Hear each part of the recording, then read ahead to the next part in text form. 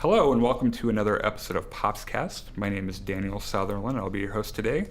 I have with me here today violin extraordinaire, orchestra teacher, education coordinator of the Urbana Pops, one of the founding members, mother of three, bodybuilder, Tamra Gingold.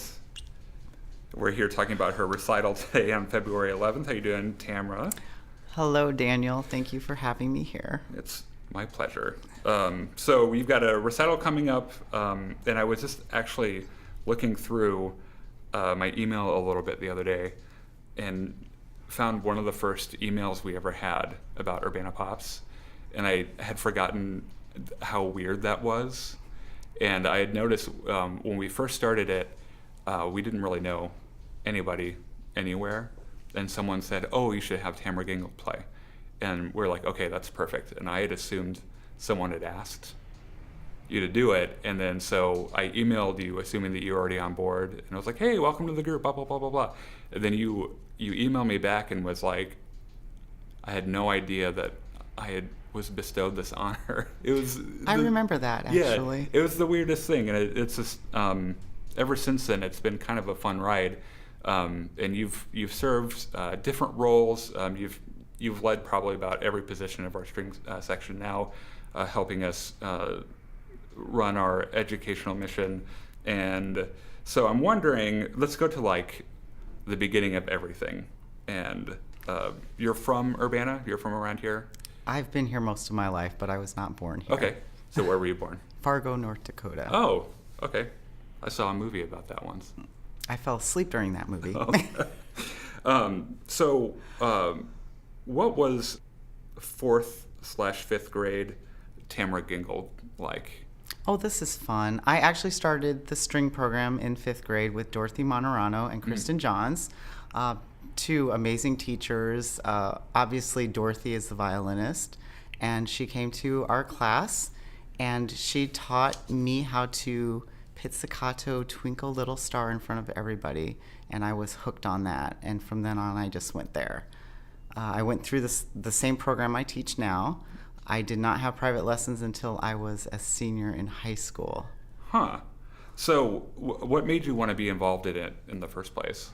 And playing the violin? Yeah, did you see someone play and want to do it? Okay, or? Honestly, I was kind of the fat, ugly kid with braces and glasses, and nobody really talked to me. And that instrument it made me feel so happy. I gotcha. And I tended to be better than most of the kids, and it just served that part of me that wasn't there. Oh, sure. And you mentioned that you went through the same program that you teach.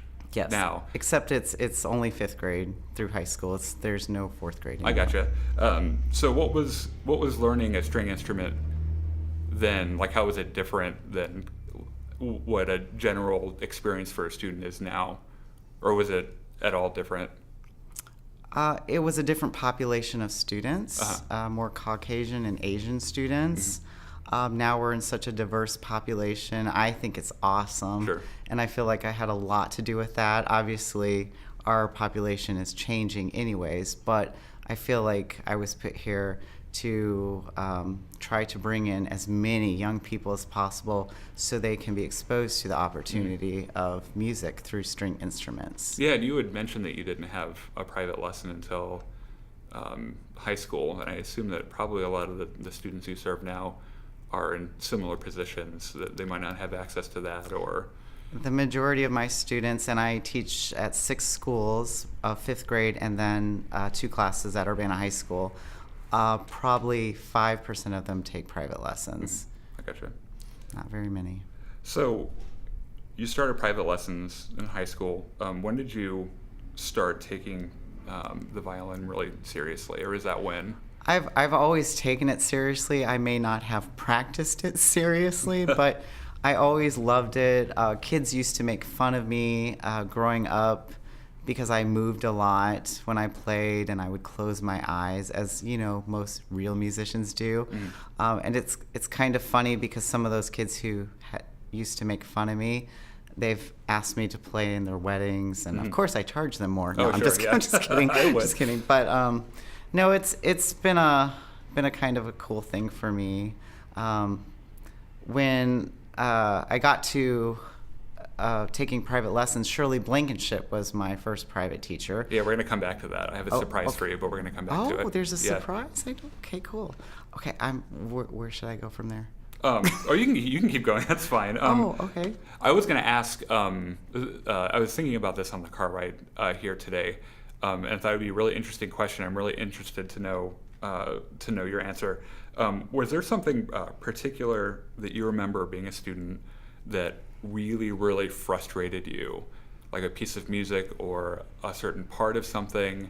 Because I was just thinking about this on the car ride home, or on the ride here today, about this march that we played in like 6th grade band that was kind of hard for me, and it made me like kind of want to quit saxophone, and it was a big challenge for me. And I was thinking, surely people must remember something like that.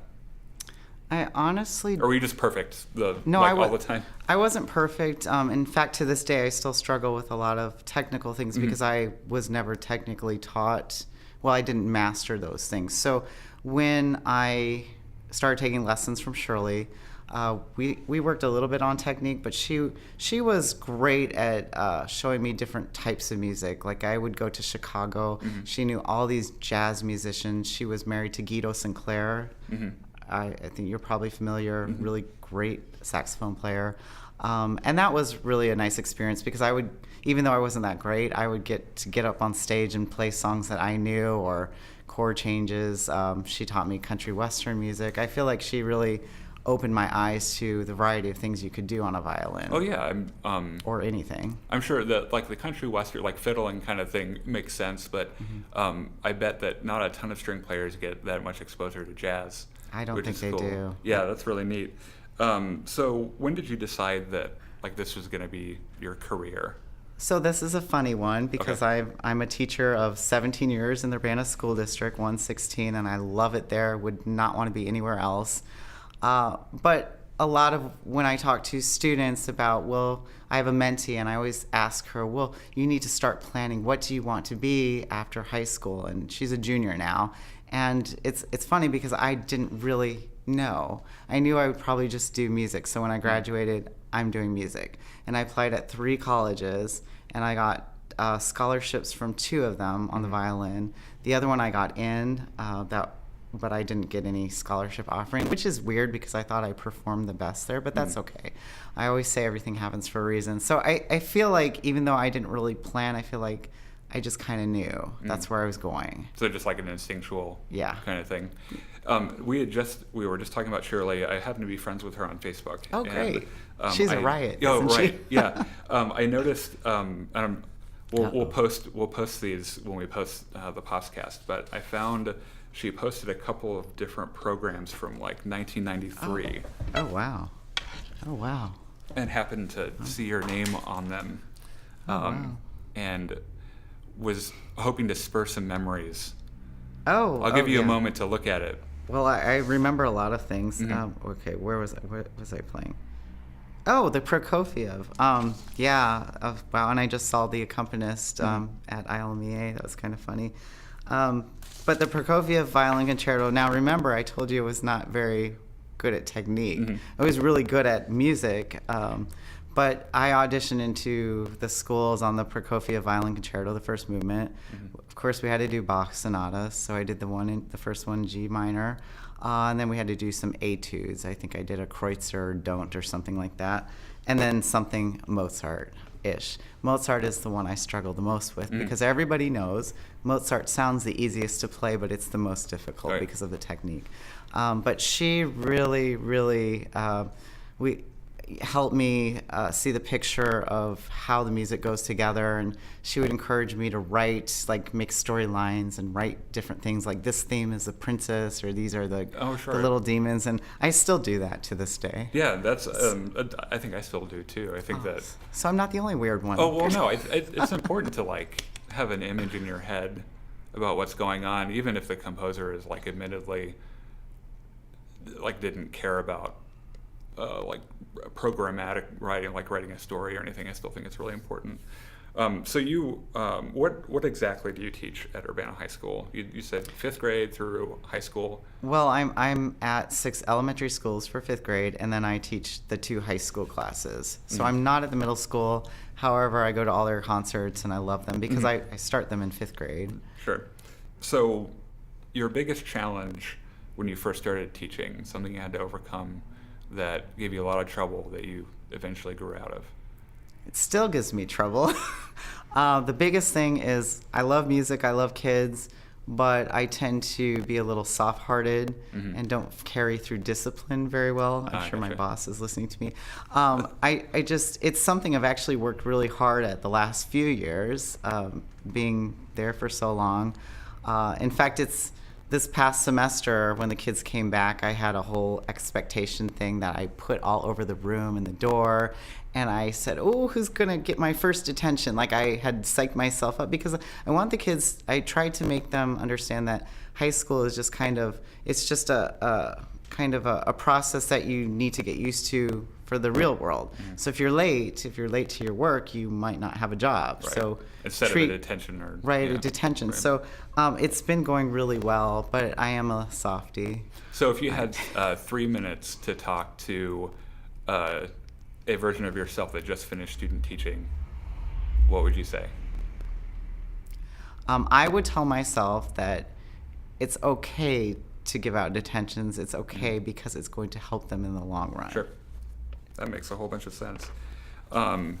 So it was, in the beginning of Urbana Pops, it was pretty much me, you, Stephen, and Deborah, our board president. And we were just talking before this about how long ago our first concert was. It feels like, I don't know, like a century ago. What educator chops do you use most frequently when you're playing that role? With the students, always positive feedback. Before you make a negative remark, always say something positive, even if you have to make it up. Yeah. Usually you can find something, but I know that it's easy for any human being, because that's how we function, to focus on negative things or this is wrong. But find that little something that will, oh, you noticed that. That's wonderful. Yeah, I guess I struggle with the same thing too. Well, you're a conductor. Right. You're supposed to. And I try to think. I think when I want to say something, I try to take at least like 5 seconds and figure out how I can say it in a way that conveys like what I want, instead of making it about something being wrong. Well, and another thing which you don't get to see the people you work with on a daily basis, but it's really important for me to know my kids. Sure. Like, know who they are, know what might trigger a negative or positive. You know, other people can take criticism better than others. Yeah. So you just have to know your kids. So what lessons do you think, like particularly your students at Urbana High School, most frequently, what do you see them walking away with as a lesson? Oh, definitely an appreciation of music. Oh, so many of my kids, like when they come into your program, whatever it is, if it's band or choir or orchestra, whatever, only maybe a small portion of them will actually go into performance or music technology or some aspect of music. But you want the rest of them to be the supporters and appreciate, because that's how it gets funded and that's how you keep it alive. So just because they're not the best player, they're still a contributor. So you really have to make them feel important, and that's what they carry away when they leave. That's a really neat way. I guess I had never really thought about it that way, in that you're training musicians, but also training, I guess, citizens that are non-performing but still musical citizens. Yes. That's really neat. So you've got a recital coming up. It's going to be awesome. It's always awesome. It's going to be awesome. It's going to be at Urbana Free Library at 2 o'clock on February 11th. That's correct. It's a part of a recital series we do every year. And yours particularly is always kind of neat because you always bring a bunch of your students with you.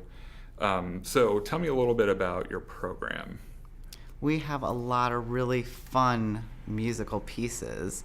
The piece that I'm going to play a little bit of is called Danse Macabre by Cézanne's. We could talk about that if you'd like. Oh, sure, yeah.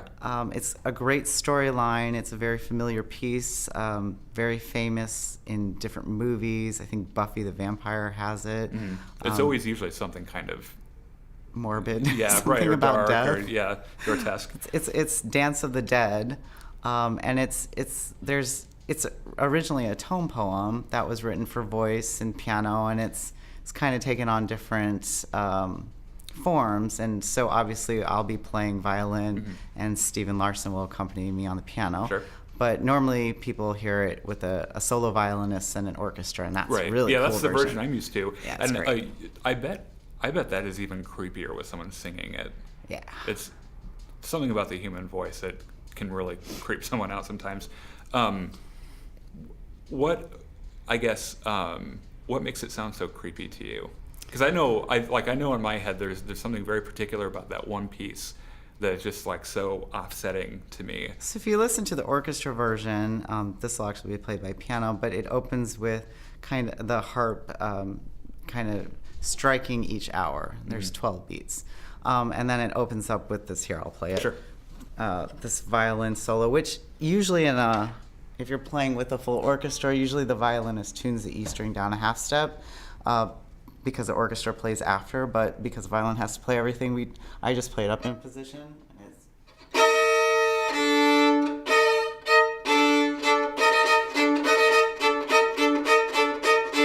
And it's that kind of grabs the attention. That's death calling. Right, that's the thing that always grabs me too. I think it just sounds kind of like grotesque. It's a tritone. Yes, that interval. It's That just like that tritone. really gross thing. Also, the other neat thing to note too is that you're not just playing one note at a time. Correct. You're doing some double stops, which is always a very impressive thing to me because I'm not a string player. I'm a saxophone player, so I play like one note at a time. Right. So when string players play different things, I don't know. I'm very easily impressed, I suppose. So you're going to have some students with you. Why don't you tell me a little bit about who we can expect to see? You were telling me about a really talented composer earlier. I am. You guys are going to get the pleasure of seeing Dimitri Glaros. He is a freshman at Urbana High School. He is an amazing musician, and he is going to play a composition called Impromptu in G minor that he wrote, and he entered the ILMEA competition and won that division. And as I was telling you earlier, freshmen are not allowed to go to the next level at all states, so he was not invited to that. But he was invited to attend a clinic that weekend to perform his piece for everybody else who had won, and it's just amazing. So you'll get to hear him. He also plays, and he'll also be playing viola with some of the other high school students who will be playing a couple of songs. One of them is called Winter, not the Vivaldi Winter, but it's by Paul Halley. Or Halley. I always say Holly. It's Halley. It's actually written for quartet, and some of the students and I wrote a bass part because we were performing it as a string orchestra, and it's really exciting. So we're going to be playing that. Another high school group is going to be playing a piece called Two Scenes from the Hollow, but they're only playing the first movement, which is called Ichabod's Walk. It's kind of got a cello bass tango at the beginning, and it's kind of got some demented minor things going on. Everybody loves it. It sounds really cool. It has something to do with the whole Sleepy Hollow, yeah. So were you just looking for a super creepy it just worked out theme that way. all around? It just worked out that way. I actually wasn't planning on playing Danse Macabre. I was going to play a klezmer tune, which I really like, and then I was just kind of messing around with it, and I heard this. I was playing in the background, and I'm like, oh, I should play that. That sounds even better. And so I actually just learned this a few weeks ago, but it's been a quick learn. It's really fun. Speaking of that and learning it and putting the work in, what? Because I can't read my writing. Well, I can tell you, as far as practicing, my schedule has been absolutely horrible. Like you said, I'm a mother of three. Actually, my oldest is fourth-year college student. He's in town, so I'm really excited to see him. But I work all day. I have private students. You mentioned I was a bodybuilder. I'm actually, I was a strong woman competitor, and then I broke my foot, and it's healing. So I am doing bodybuilding right now, which is kind of funny you said that. Yeah. But I do like to work out, so I have been doing workouts later at night, and then I come home and I practice. And so I'm up past midnight, and when that alarm goes off in the morning, I'm just like, oh, I need a few more hours. I think it's one of the things that I've grown to respect about you and the people that play with Urbana Pops and different people I've gotten to meet is that you guys all like practice what you preach. And I think it's we try, right. I believe, Yeah, as best we the can. best you can, sure. And being a performing teacher, gives you a chance to reinforce everything that you're teaching kids in the classroom, and to be able to say, this is exactly how I do it, and I wasn't just telling you that just to be, I don't know, mean or whatever. It's always something very, very cool I think about, and I think we have the perfect avenue to deliver that. Could I add one more thing? In addition to myself playing and some of my high school students, I will be having some of my 5th grade students who are first-year string students playing some really fun tunes. Yeah, it sounds like a blast. So your recital, February 11th, 2 o'clock at Urbana Free Library. It'll be it's a recital series that we partner with the library and the Urbana Arts Council to present. It's always very fun, and I'm very, very much looking forward to it. Thank you so much for being here with me today. Check out our website, urbanapops.org, where you can find the most recent episode of the UPO Popscast, as well as information about the orchestra and upcoming performances and events like Tamra's recital. You can also like us on Facebook at facebook.com/urbanapops, where there are pictures and behind-the-scenes footage of this episode. We'd like to give a special thanks to the Community Center for the Arts for providing a studio space. You can read more about C4A at c-4a.org. Popscast is also made possible by the Urbana Arts Council. The UPO Popscast is produced and engineered by Chris Peterson, and I am Daniel Sutherland. From all of us here at Urbana Pops, thank you for listening. Be sure to leave us a like, comment, and tell us your favorite part of today's episode, and hit that subscribe button. We will see you next time.